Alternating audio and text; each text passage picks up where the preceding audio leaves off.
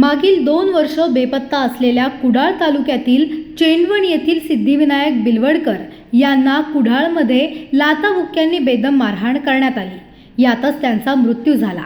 त्यानंतर त्यांचा मृतदेह सातार्डा सावंतवाडी येथील स्मशानभूमीत नेऊन तेथे जाळण्यात आला, अशी माहिती पोलीस तपासात पुढे आली। या प्रकरणी सिद्धेश अशोक शिरसाट, गणेश कृष्णा नार्वेकर, सर्वेश भास्कर केरकर आणि अमोल उर्फ वल्लभ श्रीरंग शिरसाट यांना अटक करण्यात आली।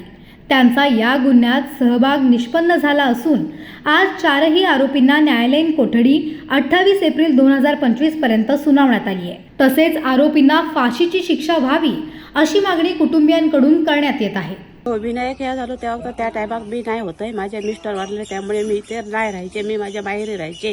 मी माहेरसून दिल्यानंतर मला 8 दिवसांनी हिनं सांगितलं का आपल्या घरातून कोणतरी येऊन घेऊन गेले म्हणून, आणि कोणी नेले हे काम का समजत नव्हते। पण तो शिरसाटाकडे कामात होतो ते माहीत होतं, तो नाही गेलो तर मग आमच्याकडे तो कॉल करायचे। मला त्यांनी 2 वर्ष आमच्या फोनवर कॉल केलो नाही, म्हणून आम्ही तपास केली। आता पोलीस तपास चालू असा काय वाटतं तुमका त्याका न्याय मिळावा? न्याय म्हणजे त्याका फाशीची शिक्षा त्यांना होकच होया, हे आमचे नंबर ह्या असं फक्त, बाकी काय नाही। म्हणजे त्यांना शिक्षा आपल्या पोरगे झाली तशी त्यांना होकच होया।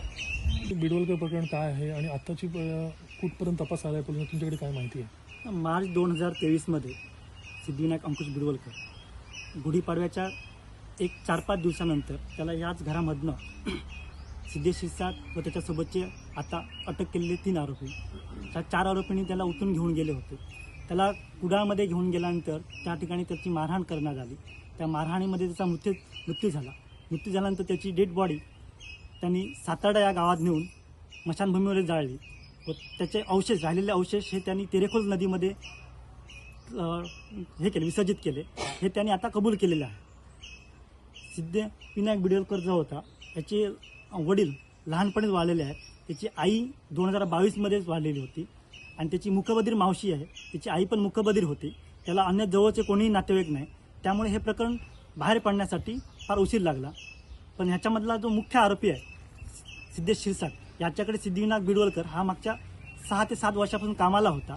कुडाळ येथे ते सिद्धेश शिरसाटचं चायनीज कॉर्नर होतं, त्या ठिकाणी तो काम करत असे आणि आईच्या आजारपणामध्ये त्यांनी काही पैसे घेतले होते।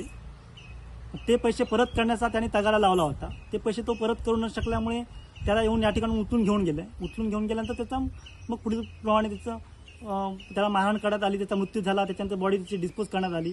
अशा प्रकारे ही घटना घडलेली आहे। पोलीस तपास कुठपर्यंत आता आला? पोलीस तपासामध्ये पोलिसांनी 4 आरोपींना अटक केली आहे। सिद्धेश शिरसाट हा प्रमुख आरोपी आहे, त्याच्यानंतर गणेश नार्वेकर म्हणून आरोपी आहे, अमोल शिरसाट म्हणून आरोपी आहे, त्याच्यामध्ये सर्वेश केरकर नावाचा एक आरोपी आहे। अशा 4 आरोपींना अटक केली आहे। त्याच्यापैकी काही आरोपी न्यायालयीन कोठडीत आहेत, काही आरोपी पोलीस कोठडीमध्ये आहेत आणि पोलीस त्याचा पुढचा तपास करत आहेत।